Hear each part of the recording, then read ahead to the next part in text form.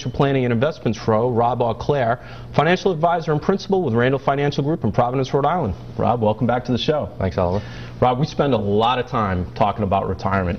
Where's the money going to come from? When's it going to happen? Are we going to be able to afford it? But oftentimes, we also talk about downsizing as part of the retirement plan. Why is downsizing often a critical part of a retirement plan for many people? Well, the two main reasons would be, first, a lifestyle change, and two would be, financial needs. So in a lifestyle change, you may be, transitioning from a larger family where you might have had a big home, multiple cars, a lot of different expenses that come along with that, and now you're actually wanting to simplify your life. So from a lifestyle standpoint, just smaller might actually be better.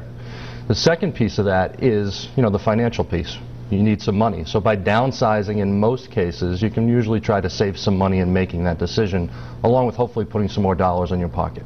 So you're changing your life, you're purging out all those things you might have accumulated over a lifetime of work, so simplicity, but also maybe lowering some expenses so that you can actually afford that retirement lifestyle. Yep. One of the things you mentioned is downsizing your home. We're going to be talking about this more in the second segment, but can you touch on some of the financial benefits in particular to downsizing your personal residence? Sure. The house is usually where the biggest expenses come from, and so that means that might be the best place to get your biggest savings.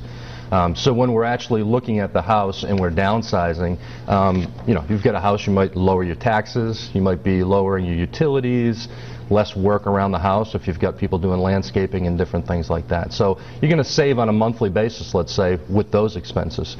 Now, if you move to a house that costs less money than you're in right now, what you're going to look at is now you're going to have a big amount of money that you can put towards that retirement nest egg. So the downsizing of the house not only saves you on a monthly basis, but also kind of helps you with this bigger amount of money that you can plow towards the nest egg to be able to draw out retirement income later. So it's really a twofold scenario that's really helping the situation. And I guess that really depends, given the real estate market we're in, but if you're lucky enough to have been in a house for a long time, paid your mortgage way down, maybe paid it off, and then you move into a less expensive home, you're talking about unlocking some equity there, some money that you may be able to use. Correct. In retirement for other purposes, whether it be income or something like that. Downsizing your house isn't the only opportunity to save financially when we're talking about changing lifestyles. There are other ways that you can do it. In fact, I think we have a slide, and we're hoping Sure. we can touch on some of those things. The first thing we have up there on the slide is selling a car. What's going on there? Well, few things. If you've got that scenario where you've had a family, you've probably had multiple vehicles, you might have even had large vehicles, so you might think about downsizing your car. Get a smaller car. That car might be more efficient, you might pay less taxes on it, again, depends on the value of it. You may also go from 2 cars to 1 car, so if you have a spouse or a partner and you were both driving to work, you may say, hey, maybe we'll only have 1 car. So both of those situations are really helpful for the auto and saving some money right there. Insurance, taxes, all of those things you could save by getting rid of a car, or certainly getting a smaller car. Selling or donating possessions. This might be a tough one for some people, but certainly some opportunity, particularly lifestyle-wise, to downsize here, I think. Right. I find with a lot of my clients, it's tough for them to give away the sentimental stuff. But I think if they look a little bit further, there's a lot of things in the household that they could get rid of. And so there's 2 ways to get rid of that. I think one is selling, which you go back 10 years ago and might have been a little more difficult to sell, and now you can do a lot with the internet, with an eBay, a Craigslist, or a lot of different places.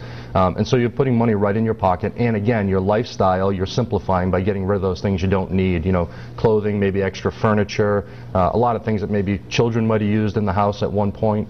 And donating is another way to do it. So if you say, okay, I want to donate, do some good, donate these things, you possibly might be able to get a tax deduction. In most cases, you probably will. So that could potentially be a big advantage depending on how much stuff you're getting rid of. And the final one I don't think a lot of people would probably think about, but is definitely a good idea. Getting rid of some or all of your life insurance, potentially, depending on your situation. Yeah, again, not all cases, but in many cases during those working years, you've got a larger mortgage, you've got income needs that you might have to give to dependents, so that it becomes a very large life insurance need, where now in this new stage of your life, you may or may not, and if you don't need that amount of coverage, this is certainly a place where you could, cut some of those expenses. So if life insurance is meant to replace income, but you're now retired and you've saved up for that income, you may not need all of that life insurance anymore. Exactly. Obviously doesn't apply to estate planning life insurance and things like that. Right. All right, that's all we have time for right now. But